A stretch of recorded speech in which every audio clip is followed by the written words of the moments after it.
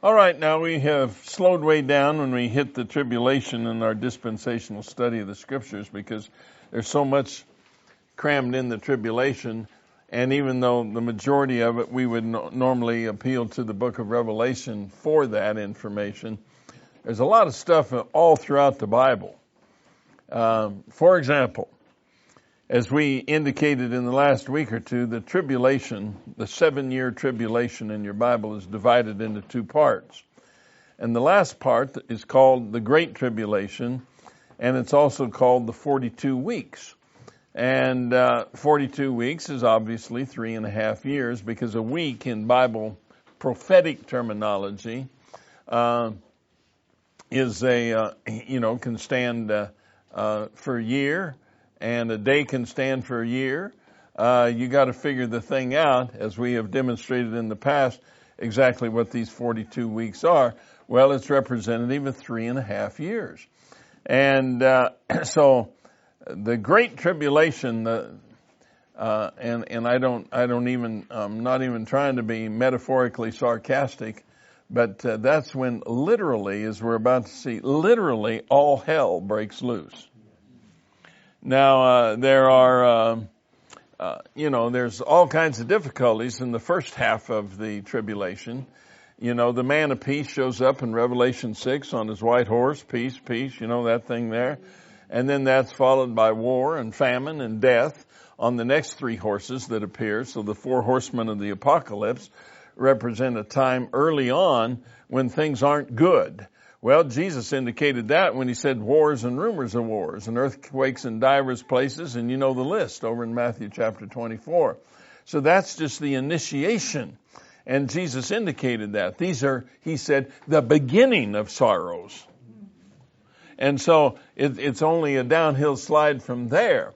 Now, the Antichrist shows up, as we've already studied, and he forges a peace between Israel and all their Arab adversarial enemies and neighbors, and the world worships at his feet, thinking that he's the great Oz on the yellow brick road, and he has done what no one else prior to him has been capable of doing.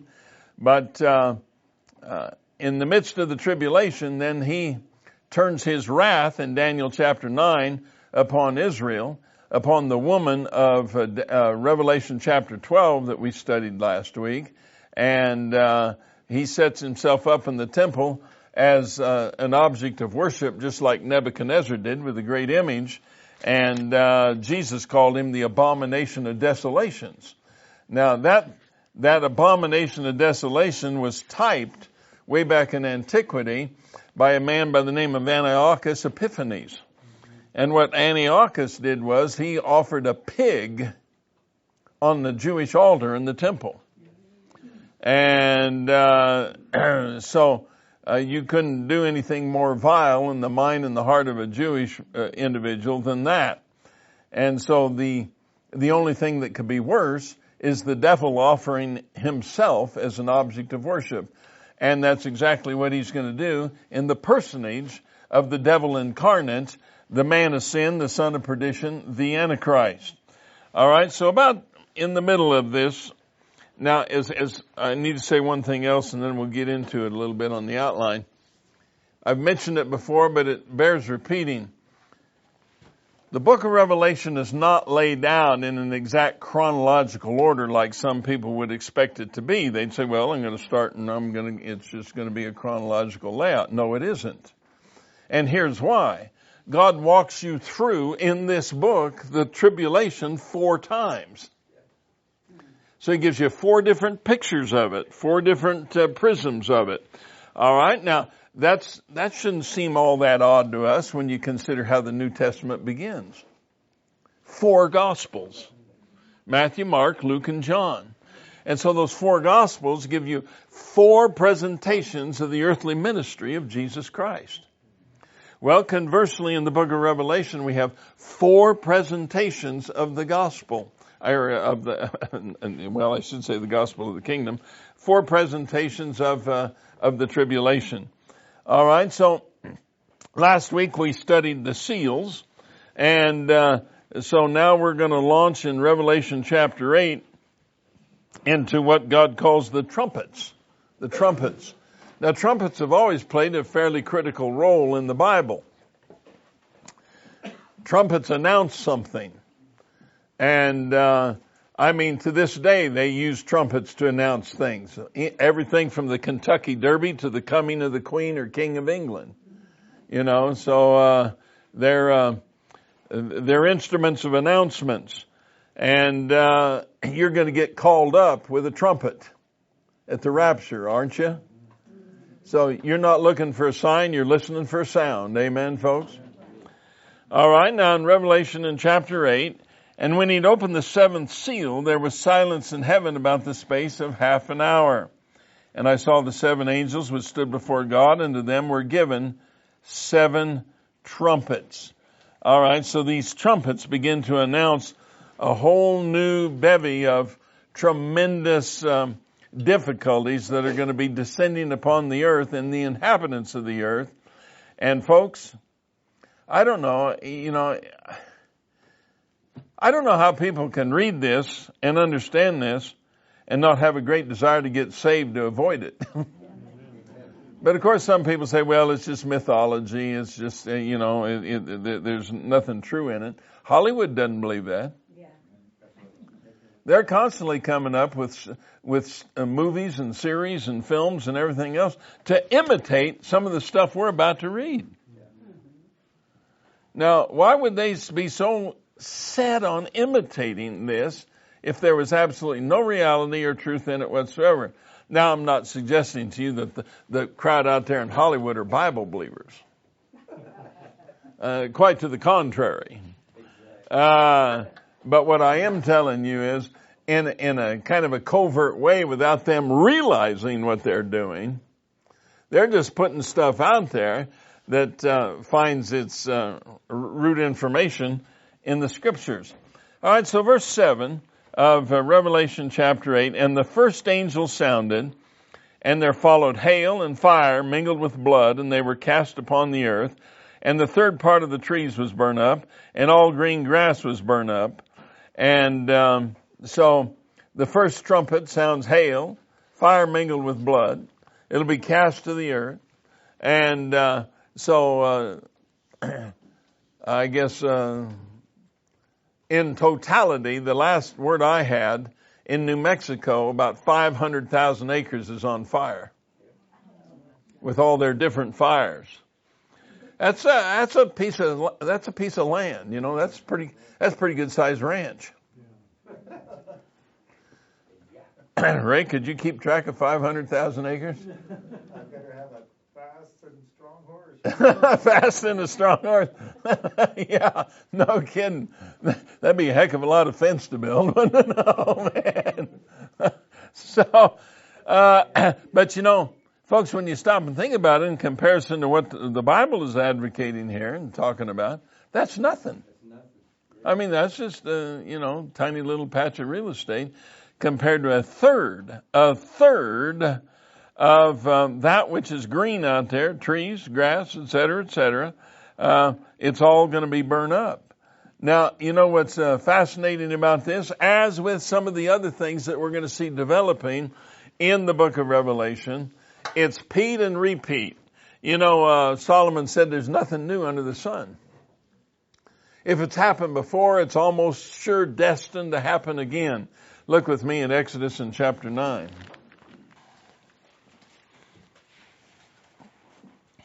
And verse 22. And the Lord said unto Moses, stretch forth thine hand toward heaven, that there may be hail in all the land of Egypt, upon man and upon beast and upon every herb of the field throughout the land of Egypt. And Moses stretched forth his rod toward heaven, and the Lord sent thunder and hail, and the fire ran along upon the ground, and the Lord rained hail upon the land of Egypt. So there was hail and fire mingled with the hail, very grievous, such as there was none like it in all the land of Egypt, since it became a nation. I would just imagine. So what we're reading about in Revelation chapter 8 and verse 7 to some degree is just a repeat of what God did back in the book of Exodus in chapter 9. All right, now some folks say, well, this stuff you read in Revelation, it's not literal. Well, then that leads me to the question, was what happened in Exodus chapter 9 literal? Well, it must have been literal, or Pharaoh would have had no impetus, along with these other plagues, to turn the Israelites loose and to set them free. If all these things weren't literal, well, you can jolly well bet that they were, in fact, very literal things. And so then we go to the next trumpet in verse 8. And the second angel sounded, and as it were, a great mountain burning with fire was cast into the sea, and a third part of the sea became blood, and a third part of the creatures which were in the sea and had life died, and the third part of the ships were destroyed. And so the next thing is a great mountain, and notice the Bible says, and anytime the Lord is speaking in some kind of a figurative kind of way, He will tell you that He's speaking figuratively. Notice the wording in verse 8. And the second angel sounded, and as it were, a great mountain burning with fire was cast into the sea. You see, if God doesn't tell you that it's not literal but figurative, then you better plan on it being literal. And that's the best way to interpret and approach the Bible. So He says, it's like a great mountain. Well, in all probability, you know what it is? It's a meteorite. And, there's meteors flying around all out there in space, and some of them are bigger than Everest. Now, can you imagine a mountain the size of McKinley or Everest smacking into the earth? And the thing is a ball of fire. Boy, oh boy, oh boy, wouldn't that be an event? But you know what I find fascinating about that? Just like I alluded to a little while ago, they've made movies. I haven't seen one, but I know they're out there.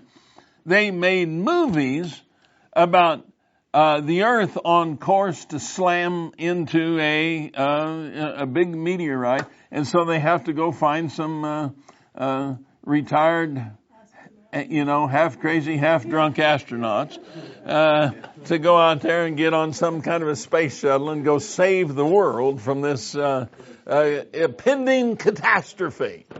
And all the scientific heads are together and they're trying to figure out how they're going to do this, and they're going to set atomic bombs off on this thing and blow it to bits, and yada, yada, yada, yada, yada. Why would anybody even come up with a thing like that if there weren't some kind of at least remote possibility of a reality connected to it? Well, here's the reality right here. God said this is what's going to happen. Now, I got news for NASA. When this one comes, they're not going to blow it up. It's going to be right on course. And so the result of it is what? Cast into the sea, and the third part of the sea became blood. Well, again, that is simply a repetition of things in the past. Not necessarily the meteorite, but you will recall that God told Moses, He said, here's what I want you to do. You do this and that, and I'm going to turn the waters of Egypt into what? Blood. And so there we are, once again. Fascinating what God has planned for the future. Don't be here. It's the best advice I can give you. Don't be here. All right, verse 10, Revelation 8. And the third angel sounded, and there fell a great star from heaven, burning as it were a lamp, and it fell upon the third part of the rivers and upon the fountains of the waters. And the name of the star is called Wormwood. All right, so this star, as we have studied a little bit in this series already, is evidently not a star as twinkle, twinkle, little star. This star is an angel. And, in the Bible, stars can be angels. Angels can be stars. Over in the book of Job, stars sing. In the book of Judges, stars fight. And so we have adopted that colloquial approach in our language, and we talk about certain people are movie stars, athletic stars, yada, yada, athletic stars, so on and so forth. So it's interesting to watch the stars at work. Are any of you hockey fans? There's one. Sort of? There's, okay. Did you watch that Avalanche game? Not an Avalanche fan, huh? I mean, holy moly. They beat Edmonton 8-6. That's 14 goals scored in a hockey game. That's almost unheard of. You know, it was, I don't, you know, when I lived back east, I loved hockey, but I don't typically enjoy watching it on TV, so I really don't. But I got tuned in, and they were just scoring one goal after another, so I got hooked. I had to endure it. And what do? They talk about the stars on their teams. Well, they're just hockey players. Yeah, exactly. How can a hockey player be a star? How can a football player be a star? Is Tom Brady a star, or is he tarnished? And, you know, but that's the language we use, you see. Well, it's also adopted toward various angels. That's the thing.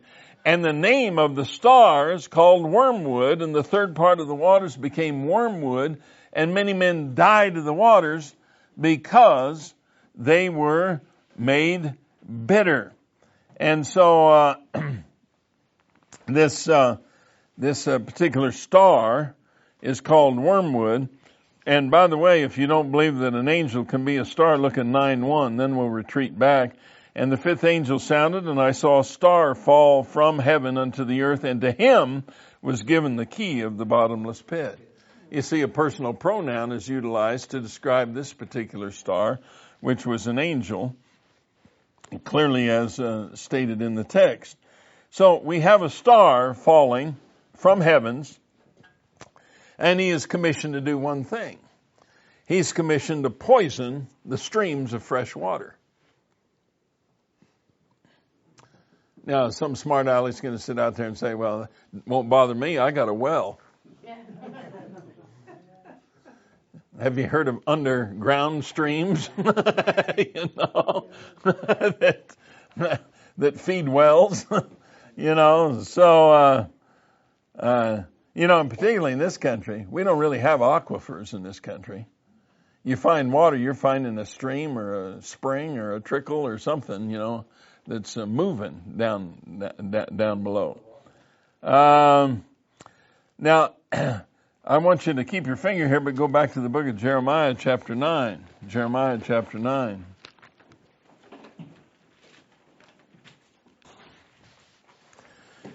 I know, what's the purpose? What's the motive on the side of God to poison these streams and turn them extremely bitter? And verse 13 of Jeremiah chapter 9, and the Lord saith, because they have forsaken my law, which I set before them, and have not obeyed my voice, neither walked therein, but have walked after the imagination of their own heart, and after Balaam, which their fathers taught them. Therefore thus saith the Lord of hosts, the God of Israel, behold, I will feed them, even this people, with wormwood, and give them water of gall to drink. I will scatter them also among the heathen, whom neither they nor their fathers have known, and I will send a sword after them till I have consumed them. All right, now this, of course, is directed specifically toward Israel, and the prophet is talking about them, Jeremiah the weeping prophet. But it brings us back full circle to Revelation chapter 8, and so we ask ourselves, well, what was the reason for turning the water bitter? And it's called wormwood. The reason is, according to Jeremiah, they forsook the law of God. They forsook the law of God. So that will have a worldwide application someday. They forsook the law of God. In America, there is an absolute rush to try to throw anything out the window that has to do with any laws of God. You know, let's throw them out of the schoolhouse. Let's throw them out of the courthouse. Let's throw them out of every public institution that we can. Let's do that. Let's get rid of the laws of God. Well, there's a price to pay, And so we could say that the bitter water is not only a literal physical thing, and it will be for sure, but it also implies something spiritual. And that is their religion. And that's what, if you read all of Jeremiah there, that where we're reading, Jeremiah's lambasting Israel for, is pursuing false religion. Their religion is going to become very bitter to them. It will not satisfy. It will not quench the thirst. The false religions of the world never have. But that'll be put on full display someday in the tribulation. False religion doesn't do the job. All right? So, I guess that's one question that could well be directed toward people that are participating in a false religion. And the question is, does it satisfy a spiritual thirst? And if they say yes, then tell me about how it does. Explain that to me, see. All right, so now here we are, verse 12. And the fourth angel sounded, and the third part of the sun was smitten, and the third part of the moon, and the third part of the stars, so as the third part of them was darkened, and the day shone not for a third part of it, and the night likewise. So it's like late October, early November in Alaska. It's just, you're losing a great deal of what normally would be daylight, you see, as a result of this darkening that is taking place. And again, not only is this representative of something that's going to happen physically, but it's representative of the spiritual climate of the world at that time. Blindness and darkness. They see not because they are blinded, just as indicated in Romans in chapter 11. This is one of the signs that Jesus spoke of. Go back to Luke in chapter 21.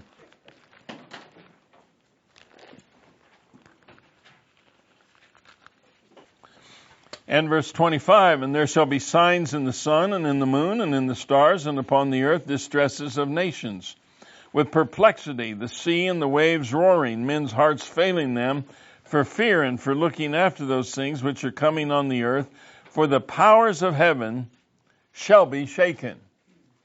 Now this shaking is going to take place sometime, probably not too long before the second advent, because that's the next verse is what goes on to describe the actual second advent of Jesus Christ. So Elvis really didn't have a picture when he sang All Shook Up. He didn't know. This is going to be all shook up. The heavens themselves are going to be shook up. So an angel will fly through the midst of the heaven, announcing three woes that are to follow, and the sounding of three trumpets yet to come. Look in verse 13. And I beheld and heard an angel flying through the midst of the heavens, saying with a loud voice, Woe, woe, woe to the inhabitants of the earth, by reason of the other voices of the trumpets of the three angels which are yet to sound. So you see what God's really saying there? He's saying, you ain't seen nothing yet. You ain't seen nothing yet. It's going to really get ratcheted up here for the next three trumpets.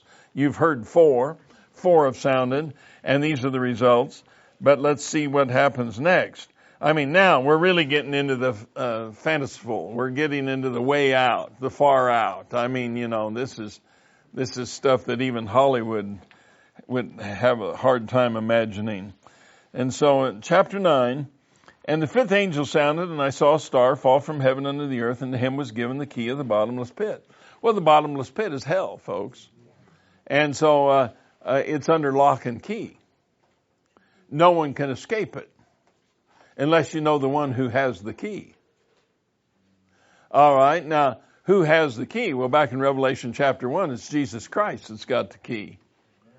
So you can't get out of there unless the key master lets you out.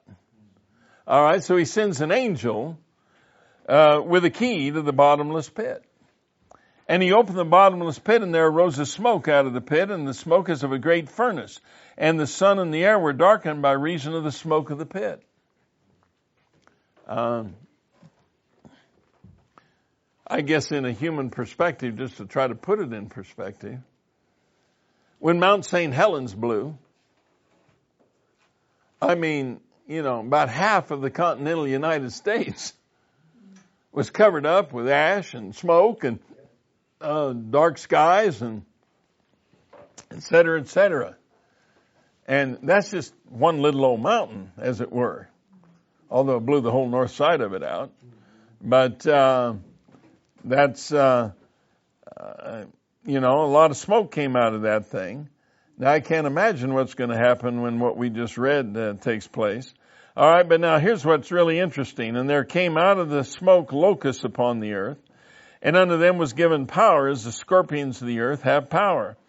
So these are like locusts, what's coming out of hell itself.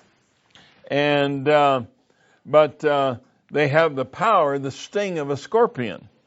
They won't kill you, they'll just make you wish you died. And verse 4, and it was commanded them that they should not hurt the grass of the earth. So these locusts aren't coming through and eating all the wheat fields and all the grass. Neither any green thing, neither any tree, but only those men which have not the seal of God in their forehead. So if you don't have the seal of God in your forehead. Now, there's two seals that are discussed in the book of Revelation on people's foreheads in the tribulation. One is the seal of the antichrist. That's the number 666. How it's going to be configured, I do not know, but that's the number according to Revelation 13. Interestingly, that's always been kind of a suspicious number to people. And probably for good reason. And but then there's another seal. And there's going to be some people of God that have a seal of God in their forehead. And so these critters that are coming out of hell itself are looking for people that don't have God's seal in their forehead, and woe unto them. All right, verse 5, and to them it was given that they should not kill them, but that they should be tormented 5 months. And their torment was as the torment of a scorpion when he striketh a man. And in those days shall men seek death and shall not find it. They shall desire to die, and death shall flee from them. I mean, this is really far out stuff. You can't get this in comic books. You need the Bible. This is great. All right. Now here's a further description of these creatures that are descending out of the pit. And the shapes of the locusts were like unto horses prepared unto battle. And on their heads were as it were crowns like gold, and their faces were as the faces of men. And they had hair as the hair of a woman, and their teeth were as the teeth of lions. And they had breastplates as it were breastplates of iron, and the sound of their wings was as the sound of chariots and many horses running to battle. And they had tails like unto scorpions, and there were stings in their tails, and their power was to hurt men 5 months. And they had a king over them, which is the angel of the bottomless pit, whose name in the Hebrew tongue is Abaddon, but in the Greek tongue hath his name Apollyon. Now, those two names mean the same thing in two different languages. It means destroyer. All right, so here's the description. Now, I wish I was an artist. And I wish I was a chalk artist, and I had a great big white board here, and I could draw a picture of what we just read. That would be one wild picture, wouldn't it? I don't have that ability. Dr. Ruckman had that ability. He's in heaven now. But he had the ability to draw this kind of stuff. And boy, I mean, it would help you get the picture. You'd say, whoa, look at that thing. Well, these creatures that find their general habitation in hell itself are going to be loosed upon mankind for 5 months. Hence the phrase, when all hell breaks loose. And you've all heard that utilized in a variety of ways. Well, that is predicated on something that's actually going to happen when hell breaks loose. Oh my goodness, what a deal. So they're coming, and their primary occupation is to torment people. So I've got a message. I'm not sure I've ever preached it here. I don't know. And it sounds like it's a bit of a spoof, or I'm trying to be sarcastic or whatever, and that's not really the case at all. I preach it with absolute sincerity. And the subject is this: what to do if you miss the rapture. What to do if you miss the rapture. Because some people are going to miss it. There's going to be people sitting in this church next Sunday morning that may miss it. I don't want them to. I'd plead every way possible for them not to. Trust Christ, get saved. But there's some people that sat in church all their life and are going to miss the rapture. And so they're going to be faced with the very things that we are reading about right here. And man, oh man, oh man. So you better have a plan of action. If you miss the rapture, have a plan. Be prepared. And so that's what the sermon is all about. I know you're just dying to hear it. Maybe not. So then, we got time here. We got a little bit of time. So anyway, let's go on down to verse 12 now. And one woe is past, and behold, there come two woes more hereafter. All right, so these last three trumpets are called woes. I mean, so isn't it fascinating how people say, woe is me? There'll be a lot of woes in those days, a lot of woes. One woe was past, and behold, there come two woes more hereafter. And the sixth angel sounded, and I heard a voice from the four horns of the golden altar, which is before God, saying to the sixth angel which had the trumpet, loose the four angels which are bound in the great river Euphrates. And the four angels were loosed, and there was prepared for an hour and a day and a month, and a year for to slay the third part of men. So a third of the population of the world, just because of what we're about to read, is going to die at the hands of this phenomenal, incredible event. And the number of the army of the horsemen were 200,000. Now, if my math is right, that's 200 million. Is that right? Did I do the zeros right? Okay. 200 million. And I heard the number of them, and thus I saw the horses in the vision, and them that sat on them, having breastplates of fire, and of jacinth, and of brimstone, and the heads of the horses were as the heads of lions, and out of their mouth issued fire and smoke and brimstone. And by these three was the third part of men killed by the fire, by the smoke, and by the brimstone which issued out of their mouth. And their power is in their mouth and in their tails, for their tails were like unto serpents, and had heads with them that do hurt. And the rest of the men which were not killed by these plagues, yet repented not of the works of their hands, that they should not worship devils, idols of gold, silver, brass, and stone, and of wood, which neither can see, nor hear, nor walk. Watch this. Neither repented they of their murders, nor their sorceries, nor their fornication, nor of their thefts. All right, so now we have two great hellish armies being unleashed upon the world. One is compared to hordes of locusts and scorpions, and yet they're fashioned like horses unto battle, and a strange description. And then the next army, 200 million of them, coming out of the Euphrates River. And they're similar and yet different. And these creatures are coming for the explicit purpose of tormenting and killing people. And why wouldn't they? Because it's all inspired and invented by Satan himself. And isn't he a murderer and a liar from the beginning? He finds the greatest pleasure when people die because, according to Hebrews, he has the power of death. And so this is some of the things that are taking place. But after all of this, and all of this wrath of God, and let me rewind and say this. You know what Matthew, Mark, Luke, and John's really all about? It's about the love of God. Jesus came because he loved us. For God so loved the world that he gave his only begotten Son. Do you know what the Pauline epistles are about? Romans and 1st, 2nd Corinthians, Galatians, Ephesians, Philippians, Colossians, 1st, 2nd Thessalonians, 1st, 2nd Timothy, Titus, Philemon. You know what they're all about? Paul encouraging people to receive the love of Jesus Christ. And do you know what the end epistles are about? John and Peter and Jude and so on.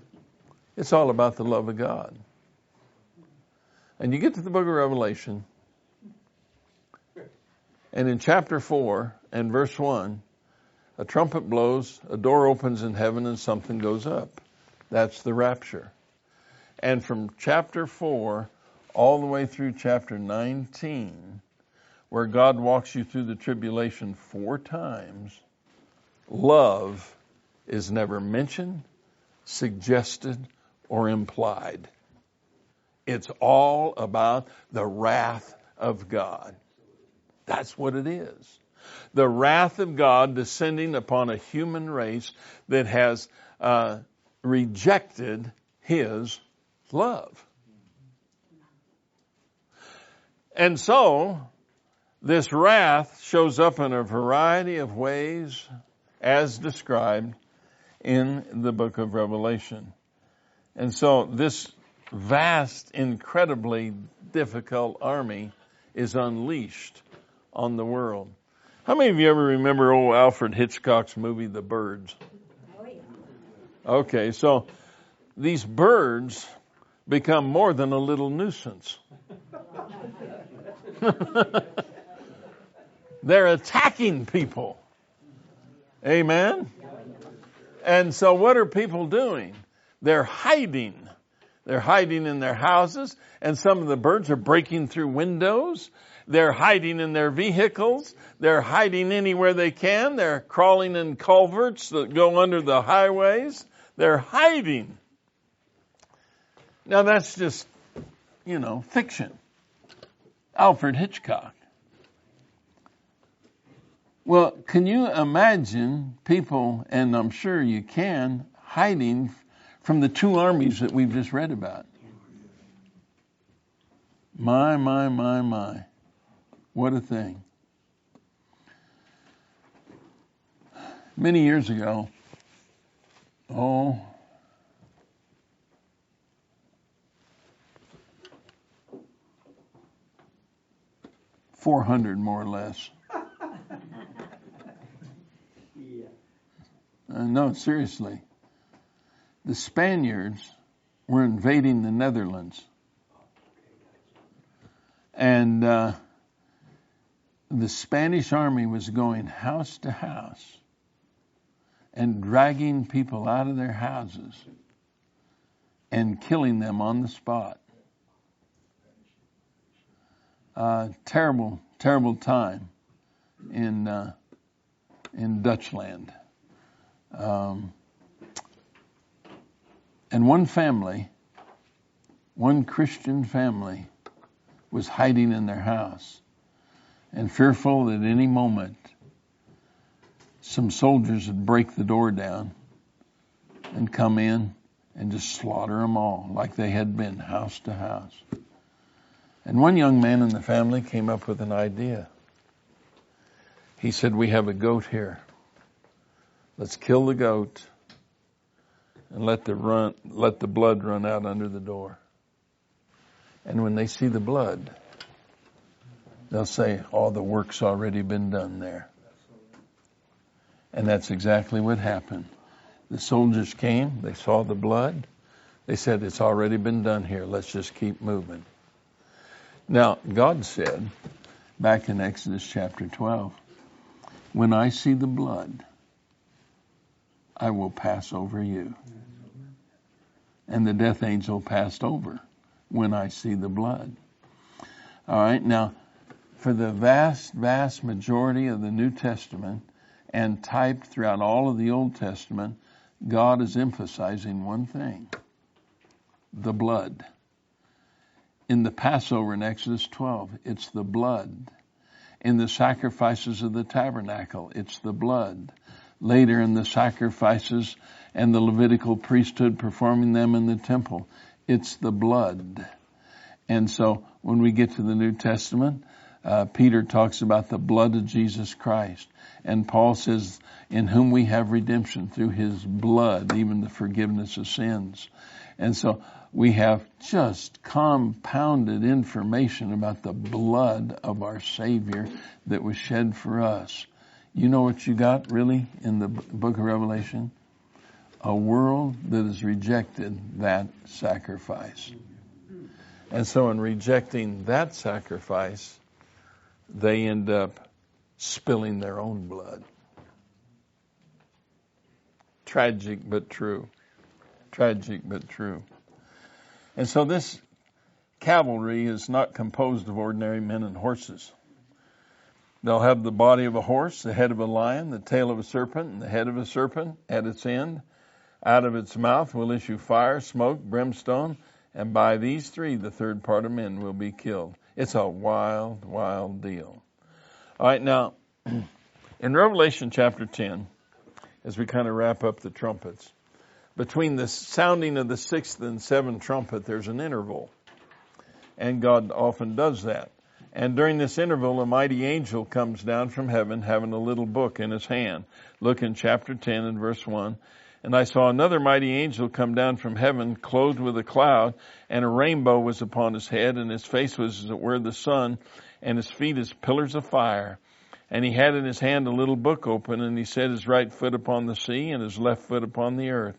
And he cried with a loud voice, as when a lion roareth, and when he had cried, 7 thunders uttered their voices. Well, this angel is none other than the angel of the Lord, which is often described in the Old Testament, the angel of the Lord. And as we dig into it, we find out that's none other than Jesus Christ. And the description that's given in Revelation chapter 10 runs parallel to the description that's given to him in Revelation chapter 1. And so we see the Lord showing up here in Revelation chapter 10, somewhere in the midst, we generally say, in the midst of the tribulation. But it's probably not in the midst. Undoubtedly, this is toward the end. We'll discuss that momentarily. His voice is like a lion. That identifies him as the Lion of the tribe of Judah. Have you ever been to the zoo and been real close to an African lion that roared? I'm here to tell you, man. Whew.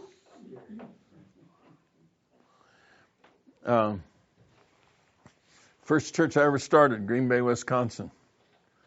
And one day we said, well, we're going to take a little road trip. We're going down to the Milwaukee Zoo. So we drove down to Milwaukee and went to the zoo. And my oldest son was about, he was, I think, kindergarten, 5, 6 years old. And even by then, he thought he was some tough little dude. He did. He always had that thing about him, you know. I guess that's why he was a wrestler. He just thought he was... Actually, when we were in New York, he wanted to play hockey. And this sidebar doesn't matter, but it's just kind of interesting. He wanted to play hockey, so we got him all outfitted with the skates and all the stuff that goes along with a hockey player, and we got him in one of these little league hockey deals, you know. And so after he'd been playing hockey for a while, I was talking to the coach one night after the practice. He said, the thing about Greg is this. He said, he really can't skate very good, but he loves to hit people.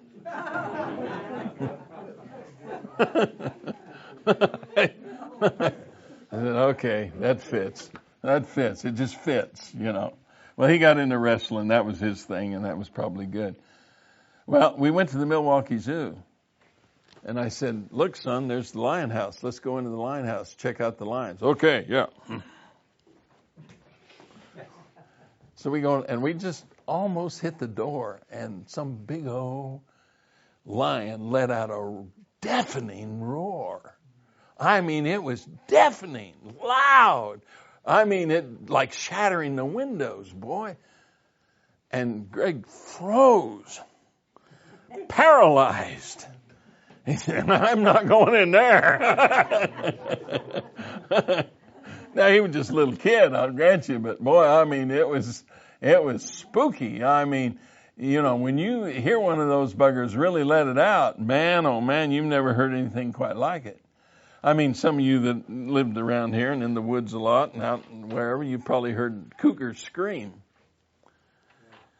They don't roar, they kind of scream. You know, it's a different sound. And that in itself is, it kind of raises the hackles on the back of your neck. But it ain't nothing like a 600-pound African lion.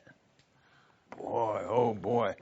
So the Lord compares his voice to the voice of a lion, which I find rather amusing in this sense. I'm amused by the people that say, well, when I get up there, I got a thing or two to take up with God. Yeah. Oh, really? Yeah. You'll be so terrified, you'll wet your pants. Yeah, I can tell you that right now. So, and cried with a loud voice as when a lion roareth, and when he had cried, 7 thunders uttered their voices. And so the Lord is making an appearance on earth at this particular time. And he shows up in a very bright light. And this will cause Israel to be converted by seeing him, exactly as Paul was converted by seeing him. There was a brilliant light, brighter than the sun, exactly as it was on the day of transfiguration, when Jesus appears sometime in the tribulation. He's going to appear. Romans 11 indicates that there's going to be a time of conversion on the part of Israel, a national conversion. This doesn't mean every individual, but it means corporately as a nation. Now that's verified in the book of Zechariah. Zechariah says they're going to see the one whom they pierced. They're going to see him and recognize him, and after spending almost 7 years worshiping and adoring the Antichrist, they're going to see the real Messiah and turn to him in a moment of grand and wonderful and glorious conversion. Now, when's this going to take place? Well, I can't tell you exactly, but I can guess. My best guess is it's about 4 months prior to the second advent of Jesus Christ. You say, why do you think 4 months? Well, because the tribulation is compared to 42 weeks. All right, now, the book of Job is 42 chapters. And the book of Job is a picture of the tribulation. And the Lord shows up in chapter 38. You see, so about 4 months, I figure, the Lord is going to appear to Israel prior to his actual physical return, and they're going to receive him and trust him as their Messiah Prince and as their Savior. And that's not all. There's a tribulation rapture that goes along with this thing. There's a whole lot of tribulation saints that are going to get raptured, and we read about that in Revelation chapter 24, and that has nothing to do with the rapture of the church. We have 2 raptures in the New Testament. Actually, you got more than that. You got Jesus ascending unto heaven. That's one rapture. All right, you got the rapture of the church. You got a tribulation rapture. You got the rapture of the 2 witnesses. You see, you got several things going on here. And some people say, well, there can't be but one rapture. Wait a minute, the Old Testament has got the rapture of Enoch before tribulation. It's got the rapture of Elijah in the middle of one. So you got some tribulation saints that have been martyred, and you remember these guys here that said, how long, O Lord, will you not avenge our death? Exactly. God says, wait a little while. Wait a little while. Remember that? Wait a little while, and we'll get it taken care of. So that's probably all taking place somewhere around 4 months prior to the second advent of Christ. Now, in our text, in part of our text that we didn't really address, the Lord tells John, he said, there's some stuff I don't want you to write down. And now I wonder why that is.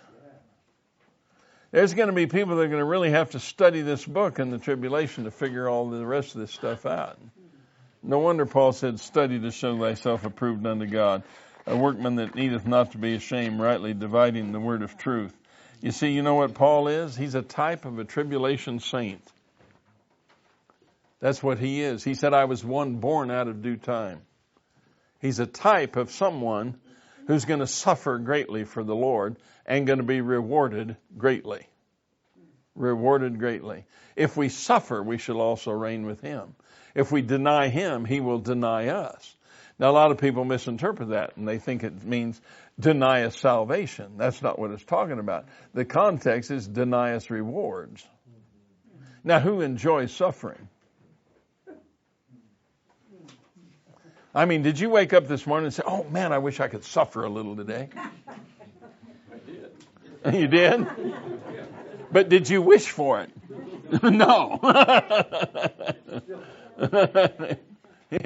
Probably not. So there will be no better application for that than this crowd right here, tribulation saints. They're going to suffer for their faith. They're going to pay the price. No question about it.